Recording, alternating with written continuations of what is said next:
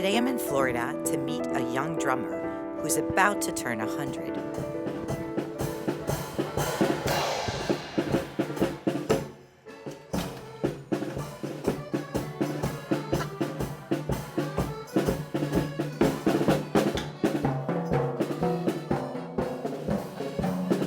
Saul is a survivor of multiple concentration camps. About 20 years ago, well into his 80s, he founded the Holocaust Survivors Band, which has since gained widespread acclaim. I play Havanagila in White House too, for Holocaust survivors. You see the president over me on my shoulder? Right here, yeah. For Saul Dreier. For Saul, the drums have become part of his daily life, though he started playing in an extraordinary way. If you give me the spoon, I show you how. You were playing with spoons? The spoon in concentration camp. Uh-huh. Die, da, die, die, die, da. La, la, la, la, la, la.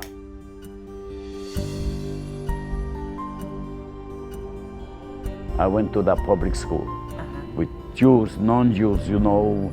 The teachers were Polish, wonderful. We learned there was no problem. The minute the war broke out, was hell. Simple as that. The German came out, packing out. People were taking whatever they could and going to the ghetto. We were living out of the ghetto, but we have to move in. Thank God, my grandma was living in the ghetto, so we moved to her. If I was moving the ghetto, my mom, my sister, me, two uncles at one end. One day, while he's at school in the ghetto, Saul sees his mother from a distance being arrested. I see my mother, so I ran out from the school and I'm running to my mother, and two detectives stopped me and said, "Where you running?" I said, my mother is there, you see. He says, "Listen, if you go there, you're never gonna come back. If you're here, you have a chance." And I stay. So you never were able to say bye to your mom? Never. She went, that's it. The German came, took away my two uncles, took out my aunt, and took out my grandmother, and I was left over because I was working out of the ghetto. From that moment on, he's alone. His father, an officer in the Polish army, has already been taken before the rest of the family. One morning, I'm staying on the street, a man comes to me, he says, "Hi, Saul." I said, "Hi." I said, "Who are you?" He said, "I'm your father." I couldn't recognize him. My dad was in the camp. They caught him in the war. He escaped and came to the ghetto with clothing ripped. You could see everything, how he walked, how he escaped. I don't know. I never discussed this with him. Their reunion is brief. More roundups follow. His father is taken once again. And during the liquidation of the ghetto, Saul is deported to Płaszów. Life in Płaszów was tough. It wasn't life, it was just a hell. No food. They're bringing people from all over to the Płaszów had a factory where they were sewing uniform for the soldiers, women from Hungary without hairs, they shaved their hairs. A mess. They built a massive grave for many people. And they went and they liquidated a hospital, I would say, in the Płaszów. We were carrying the 6 people to the grave. So there were 2 people on the stretchers to carry 1 person. I carried a few, but I found one that completely knocked me out.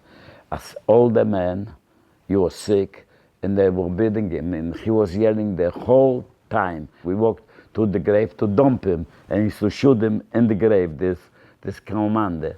When we came to the grave, I said to him, "Moshe, we have to do something. I want to save the man." What can you? He said, "You're going to save the man, he's going to kill us," which was true. So I said, "Moshe, let's make believe he's heavy, dump him on the side." He said, "We're going to do that." We turned him over, dumped him, and left.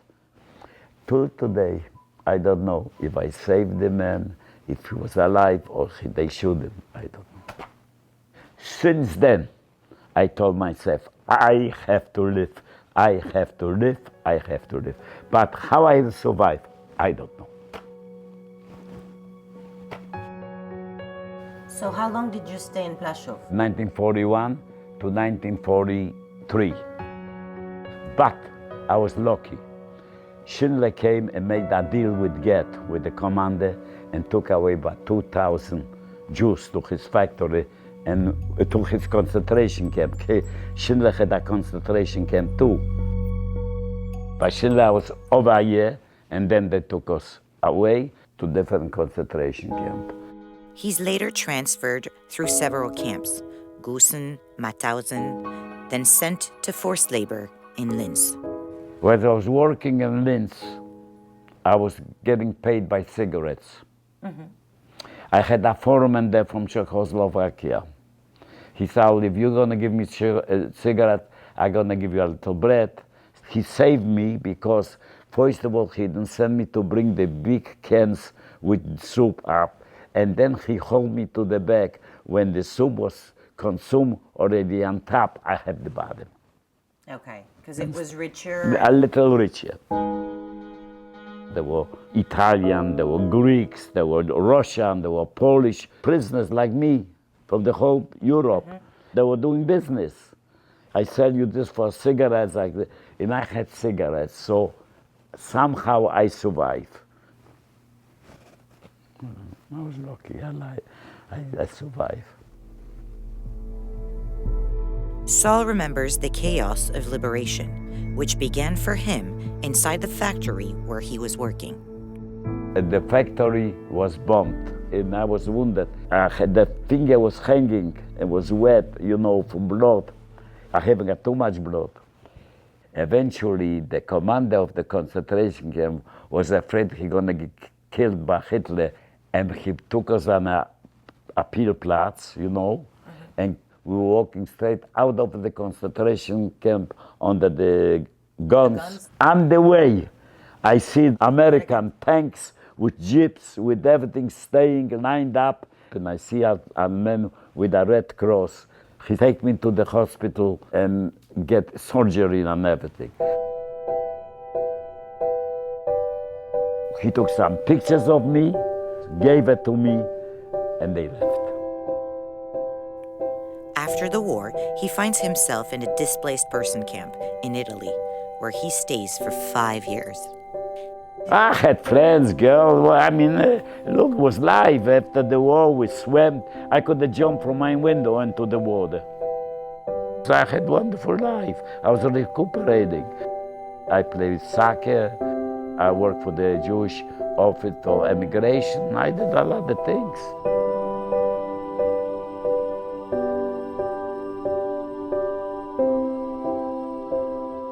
When my uncle find me and wrote me the first letter in Polish, he told me, Saul, everybody's gone. I checked already, only you.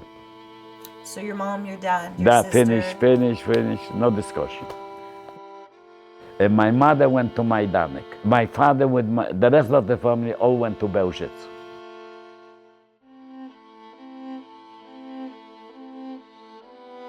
My best teenage years I gave away. Life was stolen from me, of course. What did I have? In 1949, he immigrates to the United States.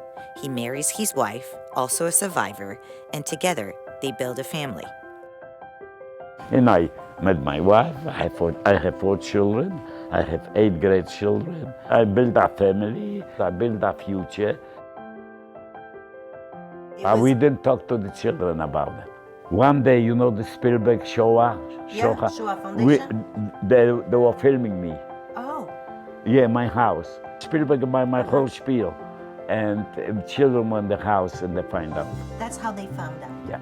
You never mentioned Never it to your discussed. kids? I spoke to my wife Polish. Children couldn't pick it up, nothing. Wow. Keep playing these drums. Justina is inviting me to your birthday. Thank you. I'm going to be there.